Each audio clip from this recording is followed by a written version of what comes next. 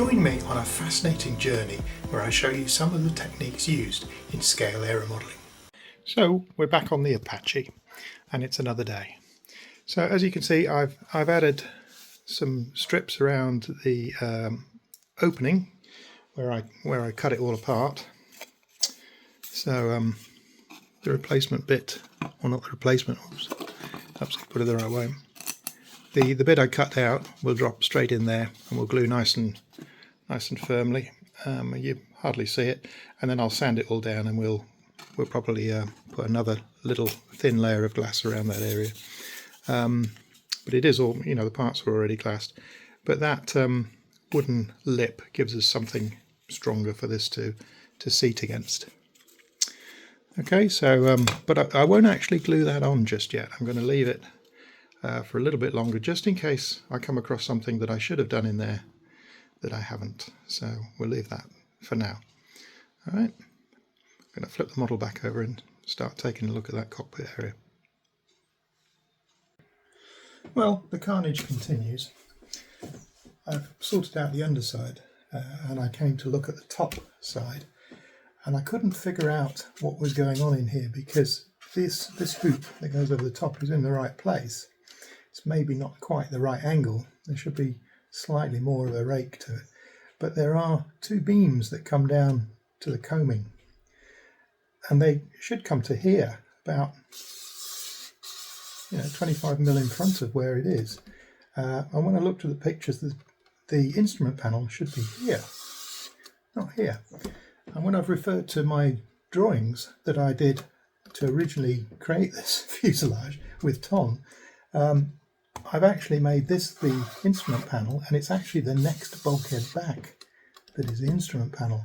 So what I'm going to do is I'm just going to cut across the top here just to open it up, and then I'll trim the line once I've got it open, and then remove what's left of that bulkhead and see how we get on. So if seeing things cut apart offends you, look away now.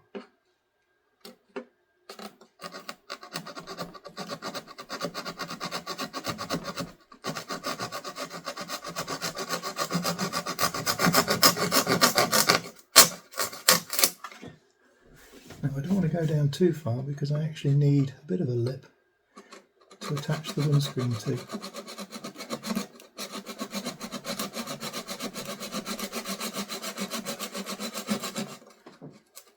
And actually, really, I should trim this up afterwards. I shouldn't try and cut precisely now. I should just lose the material, and then we'll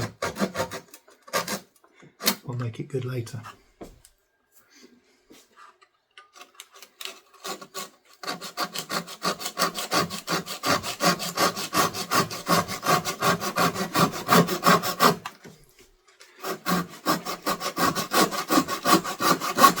Are you weeping yet? I am.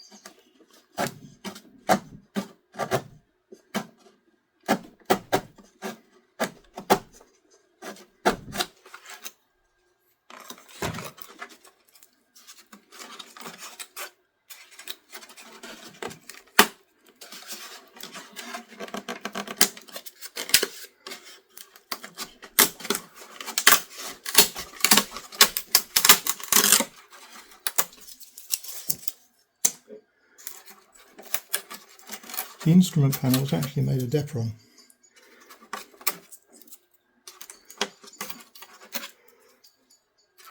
But I will make another one. A better one. I don't know why I'm cleaning this up, to be honest. That bulkhead's about to get cut out, so I need to just check to make sure we're not actually losing fuselage integrity, and we're not. We're okay to come out to there. And I've not quite cut far enough.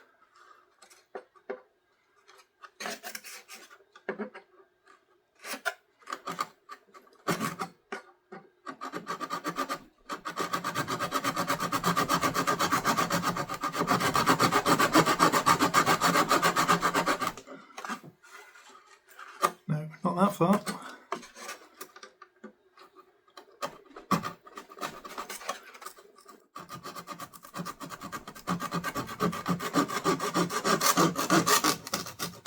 But that far. Yep. Perfect.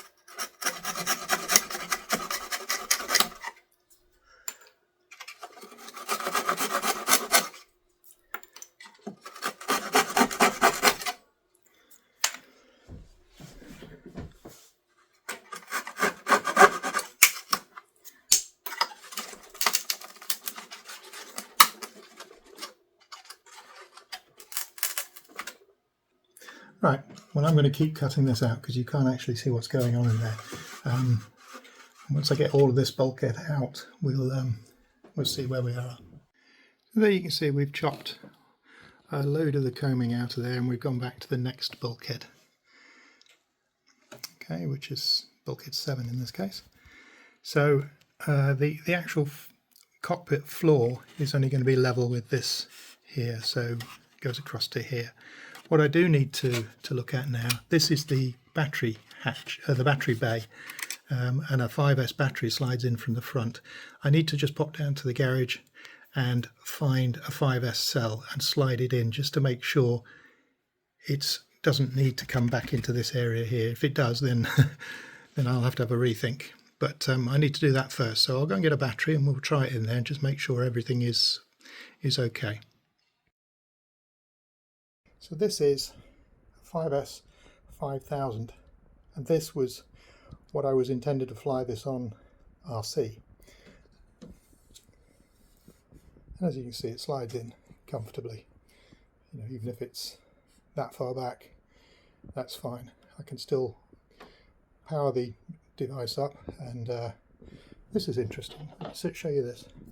The nose cone is made of ply with some screws in it, and all you do is you push it on through the big holes, and then you just twist it through 5 degrees, and it locks it on. Isn't that clever? So that's how you get into the battery pack. So that's a 5S 5000. We look at the back of the opening, you can see it's in front of the instrument panel. So what I think I'll do is I'll put a piece of wood across here to block that off so that the battery can't slide any further back than that. And there we go. So that's worked out just fine. If that wasn't going to work, because 5S 5000 is probably going to be too big for this. Twin-engined electric models are very efficient, and they don't require anywhere near as much power as the single-engined electric models, and its control line, so the loads on it are not so great either. So that I've just slid in there is a 5S 2700, and the one that I put in alongside it is another 5S 2700. Okay, let's push back, come around here, and there's loads of clearance, you see, and that has actually given 5400 milliamp hours, so even more. So actually in its RC guise, this would probably have been an even better solution. I'm not sure, I usually write on these what the weight of the pack is, but I don't seem to have done so in this case. I know the bigger pack is about 600 grams, I think. I usually write it on there as well, but for some reason I haven't. But I know they're usually around 600 grams. So anyway, the bottom line is we're good to go, and cutting that bulkhead out hasn't been an issue at all.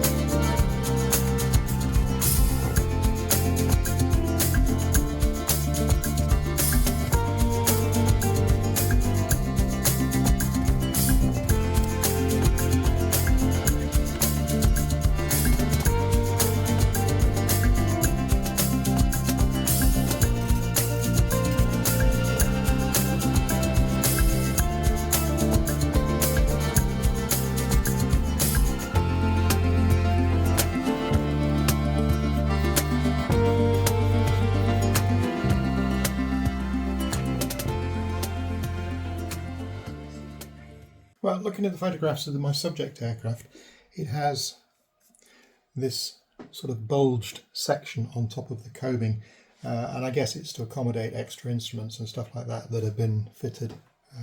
No two twin Apache seems to have the same instrument panel.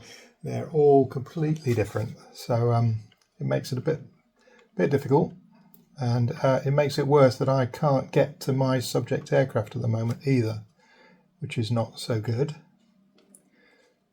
So all I'm doing now is I'm gluing this coaming, and I've just made a section in blue foam,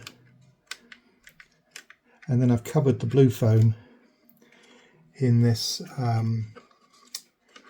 lovely material, which is another foam, vector board, and it's really nice stuff to use because you can stretch it. It's a bit it's a foam, but it's very rubbery, so you can stretch it over like you would vinyl, but obviously it's very light, and when you put a bit of paint on it, it looks like leatherette or vinyl. It's really good stuff.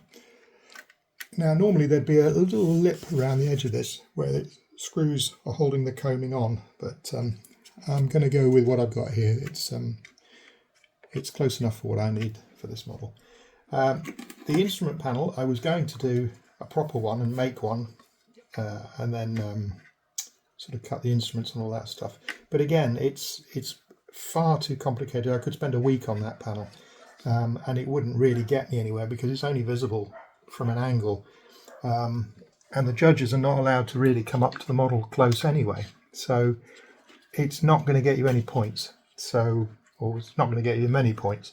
So all I've done is I've scaled the photograph down to the right size of a panel, and I'm fitting that in. So and that will be fine. But I can't do any of that until I've painted the interior.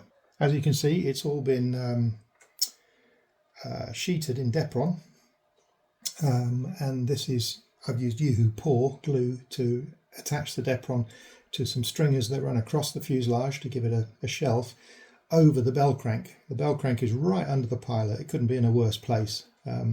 I've had to lift the floor or the baseline of the cockpit up, and I've shaved a bit off the seats to make them shorter, and I've shaved a bit off the pilot figure to sit him down to the right height. Not quite big enough, but I think he's close enough. And there we go. So what I've got to do is now, these are not glued in, they're just positioned for now just to get an idea of how it looks. So what I'm going to do next is just going to spray this area in matte black, just so that it's all sort of sealed and it won't be that visible when you peer into the cockpit. Then we'll put the dash on, then we'll glue the figures in. I think I've got to make some headrests for the rear seats, and I've got to change the colour of the seats. They're no longer this sort of colour, they're more a cream colour on my subject aircraft. Well, as you can see, the cockpit area is now more or less complete.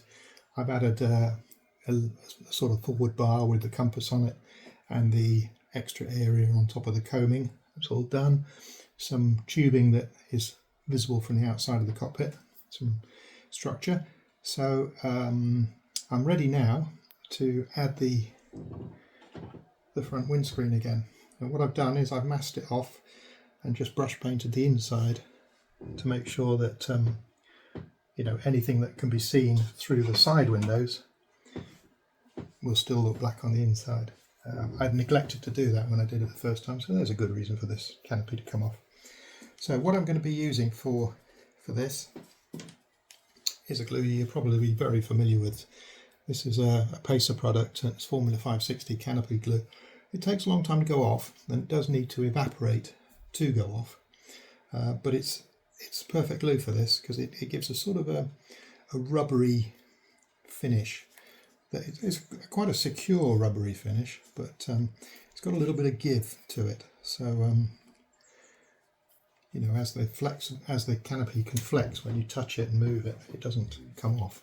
So all I'm going to do is I run a bead all the way around the outside of this. Kind of a milky glue.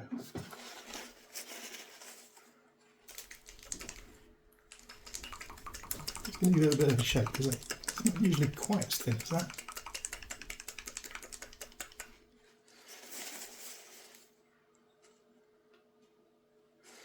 It's not changed it much.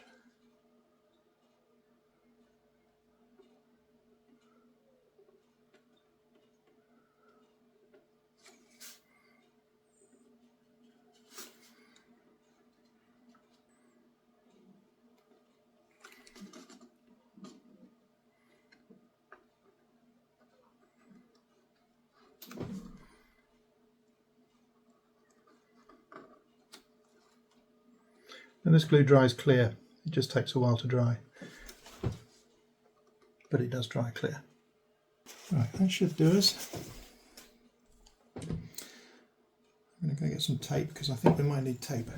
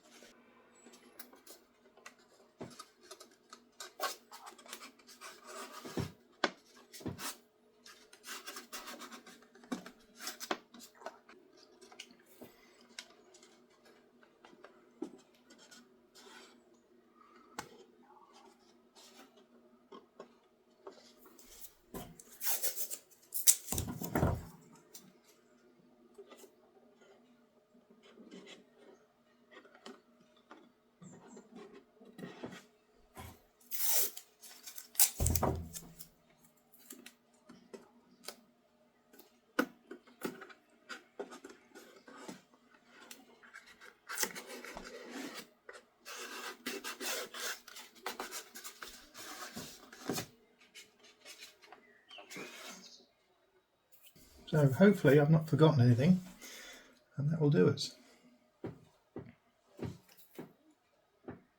Just got to let it dry. Well, as you can see, I've finished the cockpit area. I've remade the seats, made some backrests for the rear seats, which I hadn't made before. I also recoloured the seats to make them a little bit more to the colour of my subject. I hadn't realised, but it looked like the seat colours had actually changed throughout the life of the subject. At one stage they were sort of a pale blue, and then another they're this sort of tan colour. So I'm not absolutely certain what they are currently, but I think it is this tan colour, so that's what I've gone for. I've had some news from the owner of my subject aircraft, and I've made contact with him, and he seems to be a very nice chap. And the idea is to meet him at Duxford, and I'll try and get some photos. So that's the plan. But him being at Duxford with the Apache is obviously subject to the weather, which is always a problem with the UK. But with any luck, over the next few weeks I'll get a load of photos of the Apache, and then we can move on to sort of sorting out the colours. But before that happens, the Apache's got to fly in this sort of bare balsa state. Well, it's not bare balsa, it is glassed. It just doesn't look like it, but it's going to fly in this state so that we can get an idea of how well it's performing and whether I've got the lead out angles right, tip weight, that sort of stuff.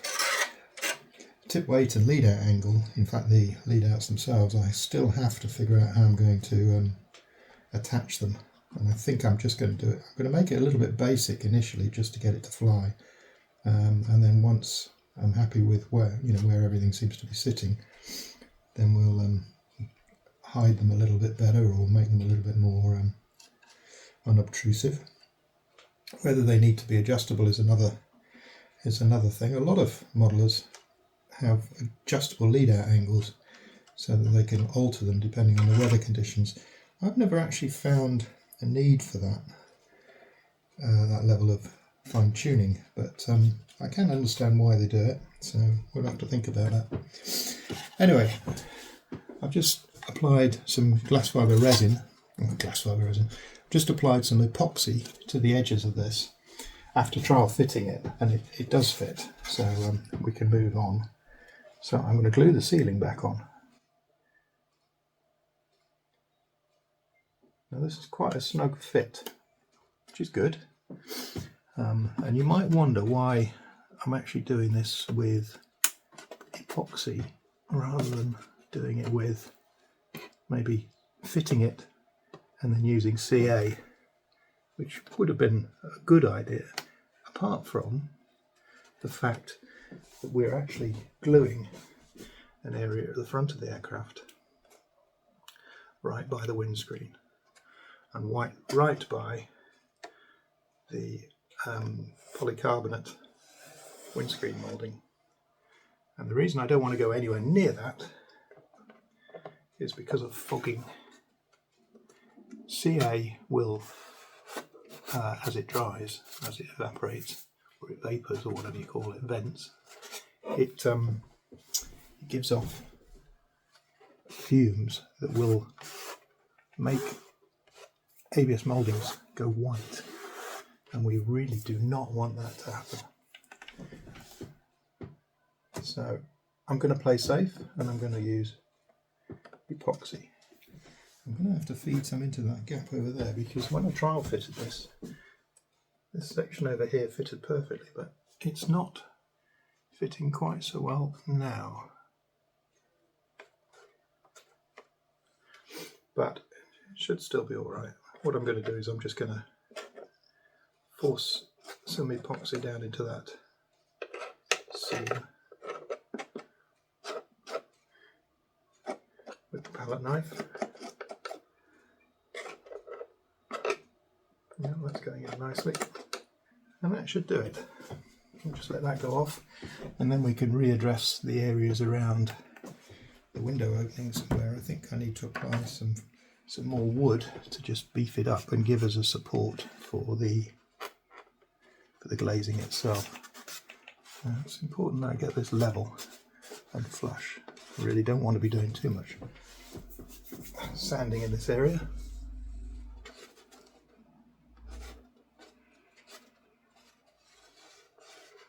And the fingertip is easily the best way of detecting whether something's not level. That looks good. So we'll let that go off, and then so I've made good all the areas around the windows. So all I'm going to do now is actually glue the window panels on.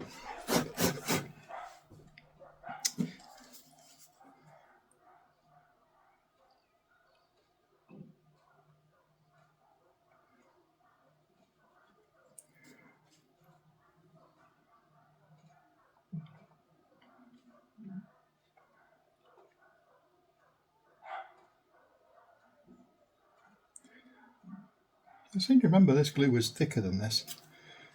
It seems to be a lot thinner. I don't know whether it's just the warm weather. Of course, I am now mildly concerned that it's going to run on the inside of the glass.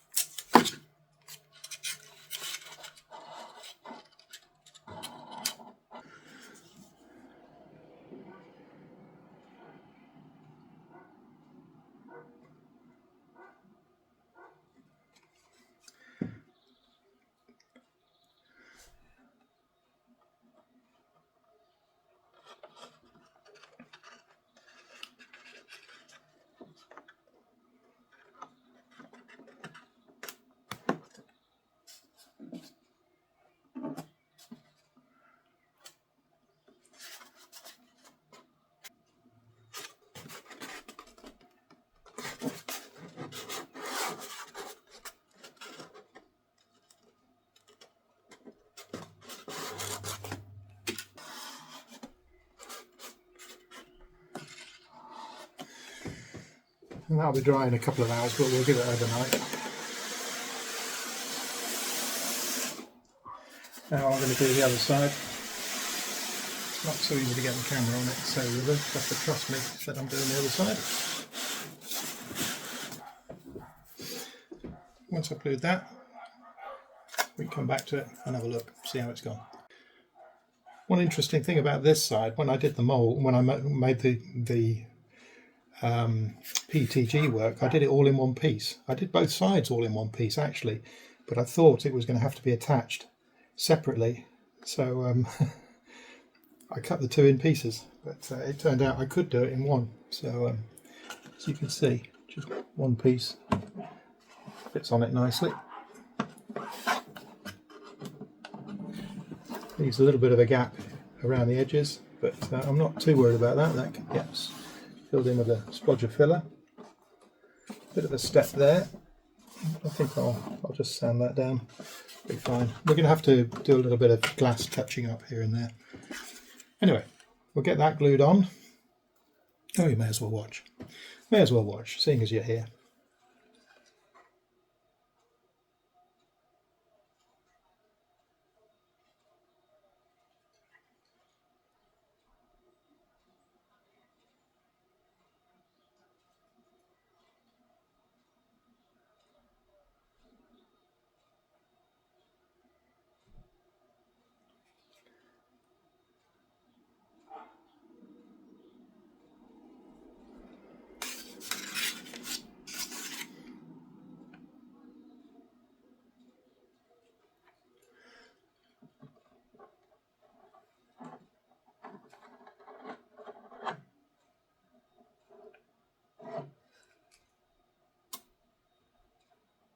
putting some on the frame as well, because I'm not exactly sure that it's going to touch where I think.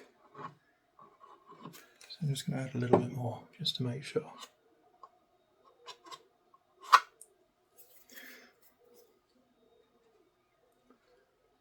Good. Oh no, it'll be alright on the bottom.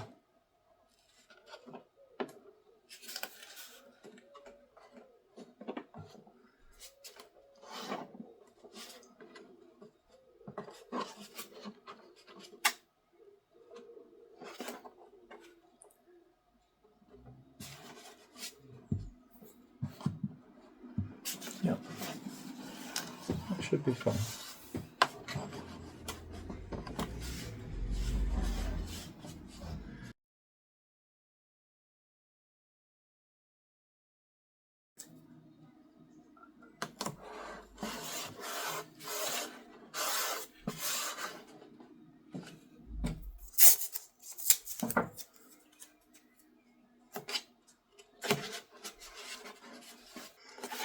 Now this stuff really needs airflow for it to dry, so it's going to struggle to dry because it's in a sealed compartment, so it's not going to get as much air as it really needs. So although it might be dry in a couple of hours, I think it's going to take a day or two to really be completely gone off.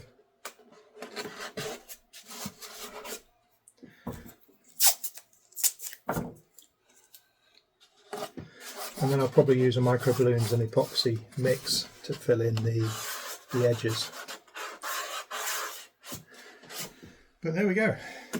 That's all the glasswork done. So once it's all dry, we can peel all this off, and I'll actually take the protective film off these side windows as well. And we'll see how it looks. And then we'll look at the tip weight and the lead outs. So it's the next day. Let's have a look and see if this is all held.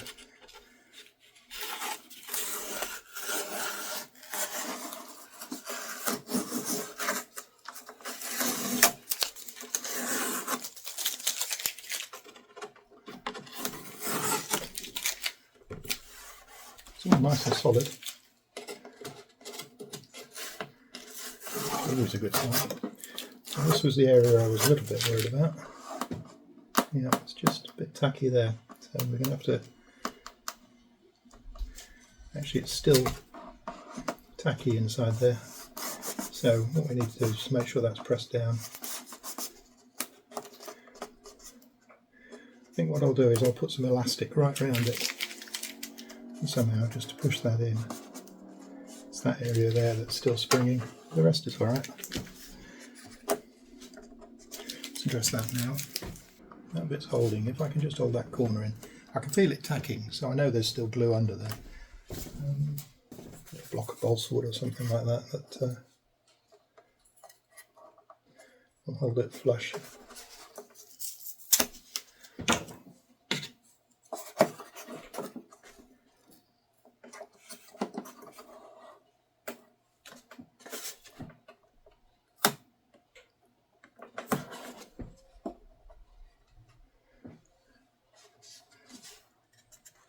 Right, that should hold it. Unfortunately, that means we've got to wait a bit longer before we can tear it all off. Only a few hours though. That's already really very tacky. If they will be, I might have to force a little bit more adhesive in there. This was the side that also had an area that didn't want to hold down. But that seems to have gone off alright.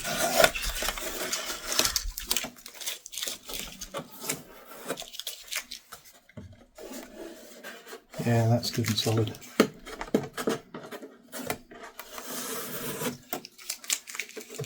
The main problem is handling. When you handle the model, you can press and distort things. That's all fine. This side I was worried about, but this side's actually fine. Yeah, this side's a bit better. That area there is just a little bit pronounced, so we'll have to work on that. I may have to do a fair bit of block sanding there to get rid of some of that acetate, which is a little bit proud. But otherwise that looks good. Now I probably shouldn't do this for this time, but I'm going to. So I want to see how it looks and see whether this comes off. Now this was a low tack masking film that I used, but this was put on probably 2 years ago.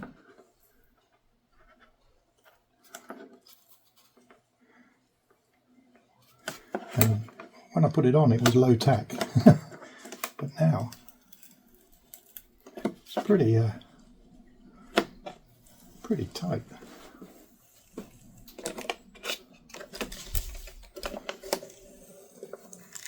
I should really leave this on, because when we paint the outside I'll have to reapply something. But I have a template for the cutter plotter. I have a pattern for the cutter plotter, so I can cut new ones of those fairly easily. So that's what I'll do. I'll take all these off and replenish them.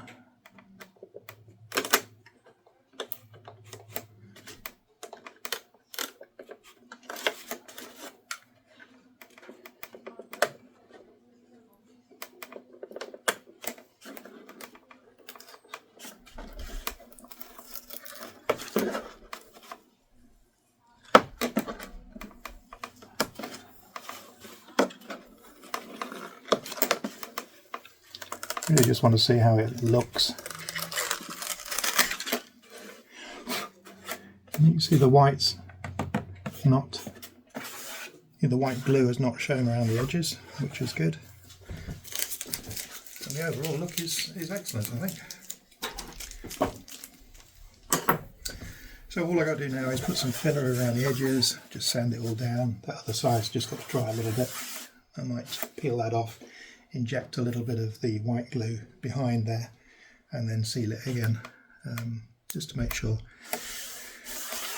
So the next step, and it'll probably be another set of videos or another video, is to put a tip weight on the outboard tip, which will be the starboard tip, and some line guides for these to feed out to on the port tip. And also I need to terminate these lines. Need to put loops on them. I like to whip the wire and do it like that with a copper trace, and it makes a really neat whipping. But the issue with this is I've not got a lot of line to work with, and I usually do it in the vise, and I can't do that because obviously the line is attached to the model, and I couldn't do the line before I fitted the bell crank, because I couldn't get the lines with the hook or with the eyelet through these to come out. So yeah, it had to be done this way around. So all I'll do is I'll try and bind those. They need to be at the same length, and I don't want them in such a position that they're going to hit anything. So with it straight, I want the eyelets about there and there, so that when they're on full travel they don't come anywhere near the nacelle. I don't want them to be rubbing on this. And the bit that hooks into there, I don't want rubbing on this either. So as close as I can get them to the fuselage, the better. So I'll just sort of centre it all and then try and make them even. And that's where we'll put the eyelets. So I'll bind some eyelets on there, wingtip guides and a lead weight on the other tip, and we should be done. But that's on the next video. So if you've enjoyed it, please click like and subscribe. And if you've got any comments, just stick them below. All right. See you on the next one.